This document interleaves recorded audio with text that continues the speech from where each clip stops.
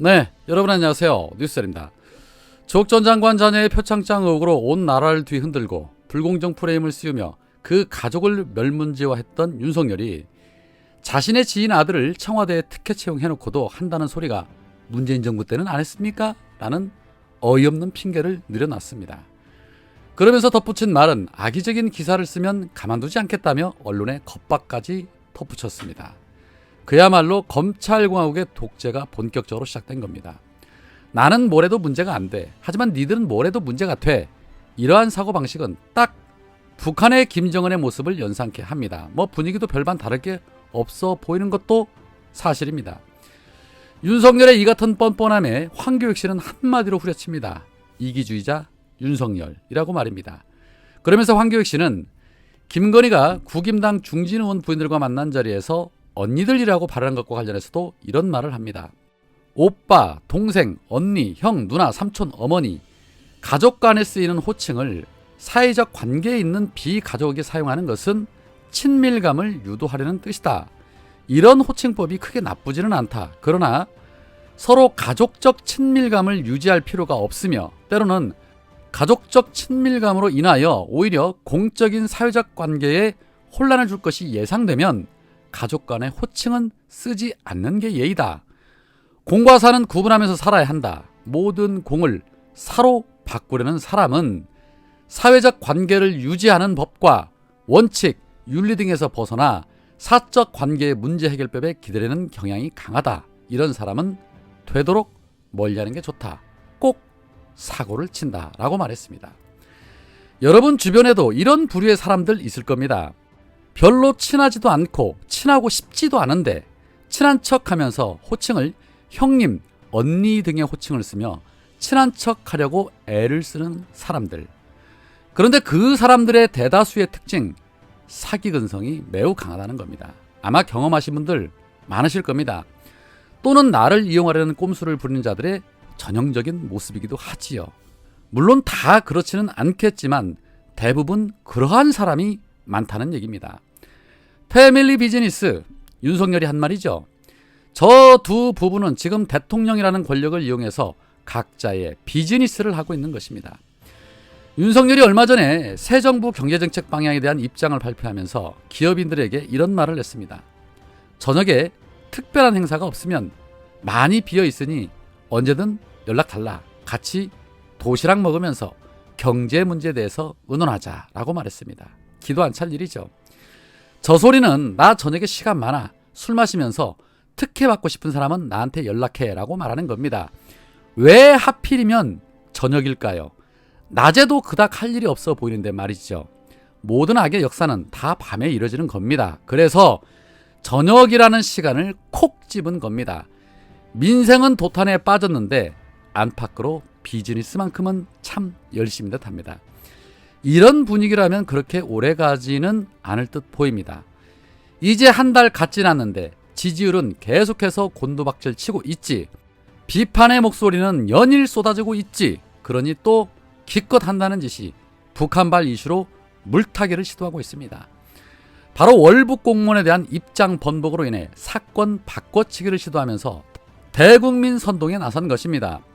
국임당 권성동은 연일 문재인 대통령을 겨냥해서 대통령 기록물을 공개하라고 압박하며 문재인 대통령이 입장을 밝혀야 한다고 주장하고 있습니다. 그러면서 월북 공작 사건으로 규정하고 또다시 대국민 선동에 들어갔습니다.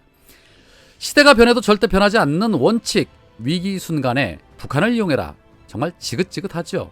전형적인 물타기입니다. 그런데 정말 입장을 밝혀야 하는 쪽은 문재인 대통령이 아니라 해경입니다.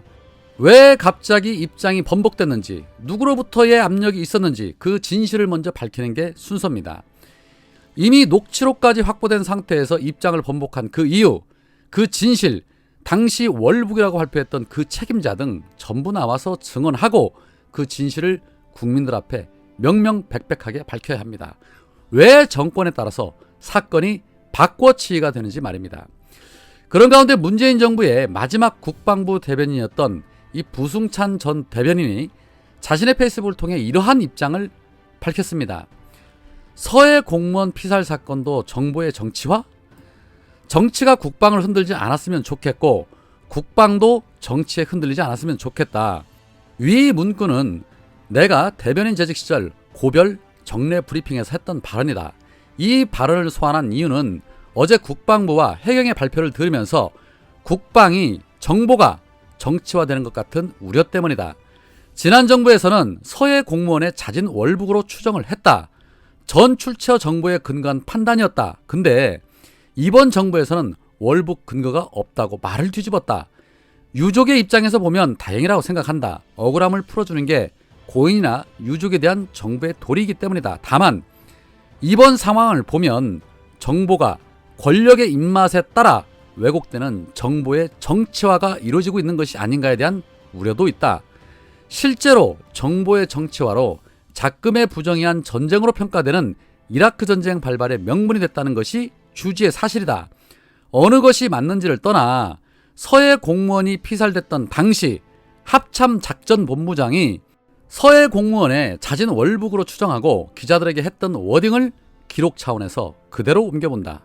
발언은 2020년 9월 24일 11시 10분경 백브리핑에서 이루어졌다. 당시 작전본부장 전 출처 정보 분석 결과 실종자가 구명조끼를 착용한 점, 지도선 이탈 시 본인의 신발을 유기한 점, 소형 부유물 이용 월북 의사 표명한 점, 그 인원이 여기에 오래 근무해서 해류를 잘 알고 있다는 점으로 자진 월북 시도 가능성이 높은 것으로 판단되고 자세한 경위에 대해서는 수사 중에 있다. 그리고 기자의 왜 조속히 발표 안 했냐는 질의에 대해서는 작전본부장, 우리 군에서는 정보가 종합이 되면 10개가 종합되면 10개 다 분석해야 한다.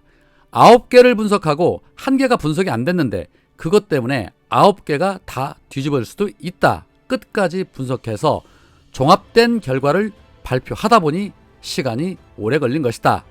당시 상황은 종합적 정보 분석에 따라 월북 가능성에 무게를 뒀다. 그러나 어제 발표는 어떤 근거도 제시하지 않고 월북 증거가 없다고 발표 내용을 뒤집었다. 누가 옳은지는 모르겠으나 정보가 정치에 종속되는 위험한 상황으로 치닫는 것은 분명해 보인다. 권력의 입맛에 따라 정보가 왜곡되는 정보의 정치화가 영토와 국민의 생명을 위태롭게 한다는 것은 많은 사례를 통해 증명되고 있다. 부디 국방만이라도 중심을 잡아주길이라는 입장을 내놨습니다. 이렇게 꼼꼼하게 체크해서 월북이라고 발표를 했는데 윤석열 정부에서 발표한 월북이 아니라는 증거는 그 어디에도 없다는 것이 바로 팩트입니다. 월북이 아니면 월북이 아니라는 증거를 제시해야 하는데 반대로 월북이라고 볼 만한 증거를 찾지 못했다라고만 말한 것입니다. 진실을 거짓으로 바꾸는 데는 정치 검사들이 최고죠. 없는 죄도 만들고 있는 죄는 없애는 일만 하던 자들이 무슨 짓인들 못하겠습니까? 정말 심히 걱정됩니다. 용산으로 이전하면서 대한민국 안보를 위태롭게 하더니 하는 짓마다 왜 이 모양일까요? 속히 민주당이 재정비해서 다음 총선 전에 뭔가 해결책을 내놔야 하지 않나 하는 생각이 드는데 민주당 일부 수박 의원들은 지지자들과 싸우기에 정신이 없습니다. 오늘 김용민 의원이 이런 글을 내놨습니다. 옳고 그름을 떠나 지지자와 강성 지지자, 팬덤과 지지자, 그리고 당원은 누가 어떻게 구별할 수 있느냐. 당원 중 개혁을 바라는 사람은 팬덤층이고 강성 지지자고 대의원이 그러면 평범한 당원이냐? 정치인이라면 그저 의견이 다르다고 강성이라고 낙인 찍고 회피하는 쉬운 길을 택해서는 안 된다. 언론 역시 개딸로 대표되는 과거와 다른 새로운 민주당 지지층을 폄하하거나 왜곡하고 편가르게 하려는 시도를 중단해야 한다. 우리 민주당은 새로운 지지층, 정치적 각성을 이룬 시민들을 소중히 하고 함께 가려는 노력을 해야 한다. 지지자들에게 버림받은 정당은 설당이 전혀 없게 된다라는 글을 올렸습니다. 수박들 새겨 들으시기 바랍니다. 당신들이 겨누어야 할 대상은 지지자가 아니라 윤석열과 그 부하들입니다. 오늘은 여기까지입니다. 고맙습니다.